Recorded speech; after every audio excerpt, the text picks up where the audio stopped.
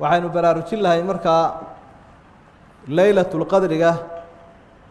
habeenkaa la yidhaahdo iyo macluumaad ku saabsan maxaa laylatul qadri loogu bixiyey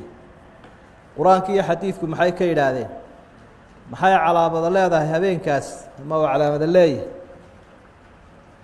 maxaa la qabanayaa ee ugu muhiimsan habeenkaa isaga ah fadligiisa iyo faa'iidadiisa inahaasaynu wax ka taataaban insha allah qur-aanku 3 suuradood buu habeenkan ku tilmaamay suuratu dukhaan inaa anzalnaahu fii laylati mubaaraka inaa kunaa mundiriin habeen barakaysan buu ilaahay ku tilmaamay oo qur-aanka uu soo dejiyey fiiha yufraqu kulu amrin xakiimin amra min cindina inaa kunaa mursiliin habeenkaa wax walba waa la go-aamiyaa waa la kala saaraa suuraddan oo dee la yidhaha suuratu اlqadr iyadana waa akridaan inaa anzalnaahu fii laylati اlqadr waynu akhriyaynaa suuradaha hoosey ku jirtaa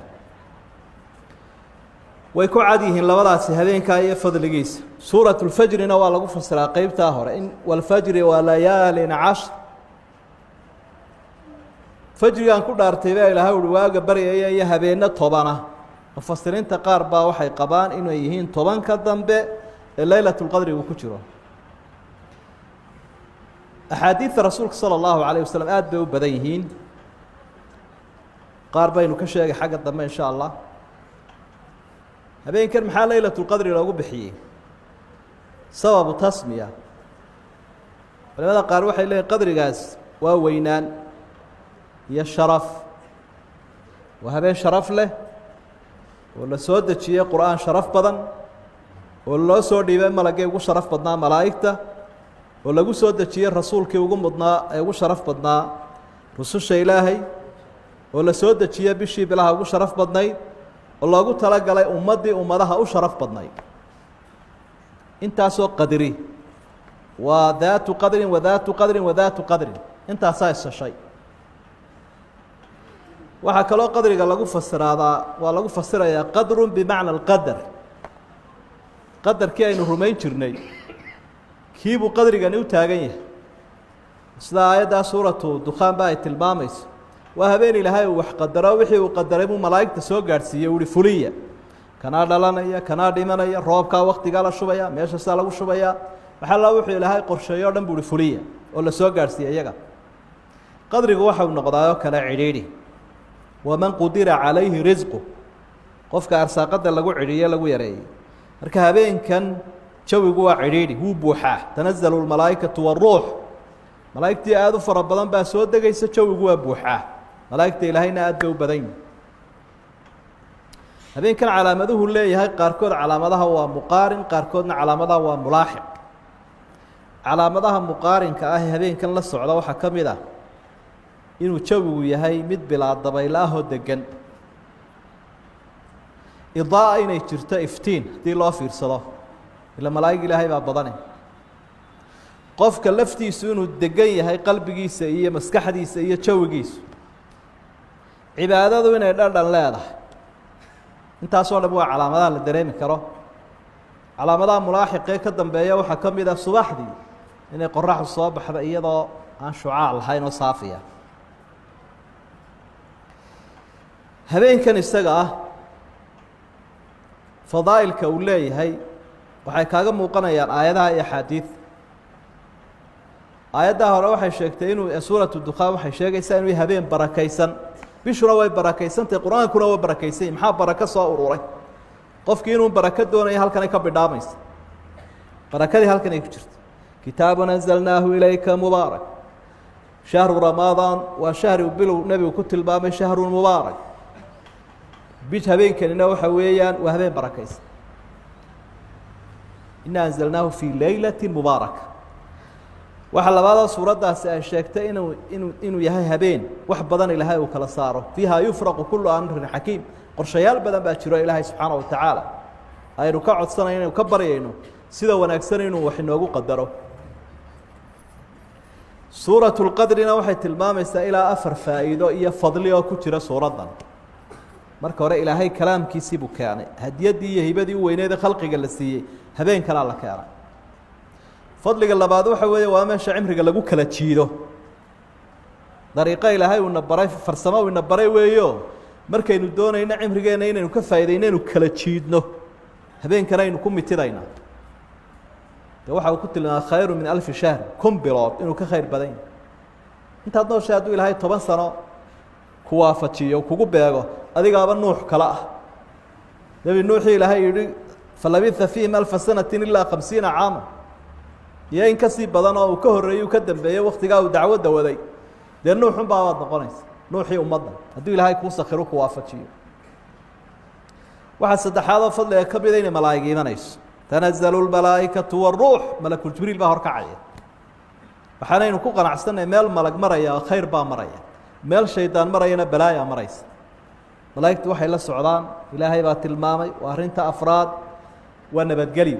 salaamun hiya xataa madlaci ilfajr waa nabad waxaa laga nabad yahay wax alla wixii shara iyo wixii balaayo ah waxaasoo dhan baa laga nabad yahay qofku inuu nabadgelyo helo nafta ah oo diinta ah oo dalka ah oo adduun iyo aakhira wuxuu u baahan yahay wey axaadiidta rasuulka sala allahu calayhi wasalam haddaynu lixdaa qur-aanka ku aragnay fadli iyo faa'iido waxay noo tilmaamayaan habeenkan fadligiisa oo dhinacna ka ah waxa la qabanayana way noo tilmaamayaan axaadiidta nebiga dhinacna fadaa'ilkii bay ku biiraysa wuxuu rasuulku inoo tilmaamay sala allahu calayhi wasalam fadliga habeenka waxaa ka mid ah in lagu helo dembi dhaaf iyo ducadoo la aqbalo maxaad ka weydayba haddii dembigiina lagaa tirtiro waxaad doonaysayna lagu dhiibaba dawaba intaaba kaana ilaahow iga daah kanna isii intaasaabay kugu dhan tahayba wixii aad diidaysayna lagaa duum oo dembiguu daraa waxaad doonaysayna lagu siiba man qaama laylata alqadri iimaana واxtisaaba gufira lahu maa taqadama min denbi qofka habeenkaa cibaado isu taaga isaga oo ilaahay rajaynaya wixii u ballan qaaday oo ka sugaya oo niyad wanaagsan isku taagaya oo ku cibaadaysanaya dembigii horaa laga dhaafo kuma adka ilaahay inuu kabaa'irtana kaa dhaafo kuwa u waaweynna inuu kaa dhaafo ilaahay wamaa dalika calى اllahi bicasiiz uu kaa dhaafi karaa ducadana waa la aqbalaayo caaisha markay tidhi haddaan habeenkaa gartaba maxaan yeelaa waxau ihi quulii allaahuma inaka cafuwan tuxibu اlcafwa facfu canii ilaahw cafiskaad jeceshahaye aniga i cafi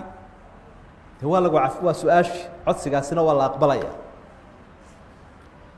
dhinac kalena xadiidku wuxuu inoo tilmaamaya labada xadiid waxa habeenkaa la qabanaya waa qiyaam waa qur'aan waa ducaa in cibaadana loo taagnaado qur-aankiina lagu akriyo lana ducaysto intaa haddii aad samayso waad dabxidhay habeenkaa waad koobtay danuu ka baxa male xaggii hore taraawiixdii baad ka tukatay intii dhexana khalaawadii baad wadeeyey dikrigii iyo qur-aankii iyo ducadii tahajudkiina waad raacisay waagii baa saa ku baryay allah ha ku waafajiyo waa rajaynaynaa inuu ilaahay na waafajiyo markaa xaggii horena oo camiranta xaggii dambena oo camiranta warkuu dhan yahay halkaa waxay inoogu muuqday ilaa 8 fadli oo qur-aanka iyo xadiidku ay sheegeen markaa waxaa meesha ka baxaya tii ahayd ha la fadhiisto oo ha la qayilo oo ha la buuqo taas iyadu way kaa dhimatay waxaan meesha oolin weeye caamadana ha loo sheego rijaalu qabaa'ilka iyo siyaasiyiinta iyo ganacsatada iyo dadka nafka daeeya jaadkii iyo mirqaankii iyo buurigii iyo bidhaamintiisii balaayada ha laga soo koco la yidhaahdo ilaahay ha la caabudo subxaana wa tacaala dadku way ilbaxay imika berigii hore waxaaba la daydayi jiray mid khadar la yidhaahdo uskag badane wax badan baa inoo kordhay dadku diintii way bartay laylatulqadar baa khadar baa la doondoonayaa baa la odhan jiray oo fartan iyo waxbay ka sii yihiinoo bilaallo fiixayd garan maaye uskag buu leeyaho meelahaas u istaagayo kiish lacagin buu sidaa dadka faqrigiibaa ayaa soo daashadayoo marka waxay doondoonayaan uu kiish lacaga kiish lacaga laguma qaboobay haddaanu iimaan lahayn waa lagu waashaa kulayl baa laga sii qaadaa kiish lacag oo bilaa iimaana marka habeenkan waxaa lagu camirayaana waa noocaa meeshee laga helaa cabdillaahi bn mascuud asxaabiga ubay ibnu kacab radia allaahu canh ayaa lagu yihi asxaabiga cabdillaahi bn mascuud wuxuu yidhi habeenkan waxaa helaya qofka sanadka oo dhan ka raadiya waabu xanaaqo intuu dhaartay buu ihi habeenkaasi wuxuu ku jiraa habeenkuu nebigu noo tilmaamay weeye waa 720 intuu dhaartay yaxlifu walaa yastafni dhaar intuu ku xagaf siiyey isagoon insha allah una raacinin ayuu hi muxuu sanadka ugu sheegaya habeenka 720aad buu noogu sheegay taxaraw laylat alqadr في الwitr min الcashر الأwaakhir min رamaضaan waa xadiid صaxiixaas habeenkaa waxaa ka raadisaan tirada isdhiman ee 10ka dambe markana rasuulku wuxuu lahaa salى الlahu عalayhi wasalam riyadiinii rag badanoo asxaabtaabaa ku riyooday habeenkaasoo markaan ururiyey waxay isugu biyo shubatay fi السabci الأwaakhiri min ramadaan 7da dambe ee bisha ramadaan bay isugu ururtay 24ka laga bilaabo ilaa 30ka intaasay isugu ururtay buu nebigu leeyahy calayhi الsalaaةu wasalaam xadiidka qaarkoodoo 21kiiyo ku sheegayaana way jiraan sida xadiidkii xusayey inuu nebigu habeenkaa ku sujuuday dhoobo oo kale waktiyada laga daydayana waa waktigaa wakti badan ba maahaba iminka haddii 10 miftaax lagu dhiibo oo lagu idhaahdo haddaad qasnadaa 10kaba ku eegto lacag way kuu furayaan oo wax ku jira waad qaadan karaysa ma odhanaysid bal mid baan ku eegaya laba soo maaha wuxuu leeyahay 10ka bal ma 100 keentaan 100 haddaa keentaan anigu ka caajisi maa 100kaba waan ku wadaya waa marka lacag la doonayo wey dee markaad doonaysa cimrigaagii oo ilaahay uu ka dhiga 83 sannadood iyo dhowr bilood oo hore u kaco intaa khayrun aad u taagantay lagaala mid dhigo habeenkan baad waafaqaysaa dunyada aynu waalanayna waxaan canaale maaha gaal iyo islaamba u hayaa laakiin shayga qaaligii allah ina waafajiyo waa diinta ilaahay wuxuu siiyaa dunyada miduu jecel yahay mid aanu jeclaynba diintana wuxuu siiyaa qofuu jecel yahay saasuu nebigu uhi calayhi salaatu wasalaam marka aynu uga faa'iidayna nafteenna iyo ehelkeenna iyo asxaabteenna iyo ummaddeenna social media waxaan la idhaahdo inaynu dadka ku baraarujinno weeyo macluumaadkan aad qofka intood noodgarayso aada u gudbiso siduu dee uga faa'iidaysan lahaa qofka khayrkaa haddii aad dee gaadhsiiso man dalla calaa khayrin ka faacili intaad tusisay adiguna in la eg ayaa intaad gaadhsiisa ajrigooda in leegunba adigana ilaahay uu ku siinayaa waxaynu baadi doonaynaa waa cafis aynu cisiga ilaahay ku hello subxaana wa tacaala allana wuxuu leeyahay alaa tuxibuuna an yakfir allahu lakum dadka iska cafiya sidaa idinkuba u jeceshihiin inuu idin cafiyo waynu iscafinay ummaddana waynu cafinay cafidna walaalaheen waa ka dalbanaynaa wasalaamu calaykum waraxmat ullaahi wabarakaatu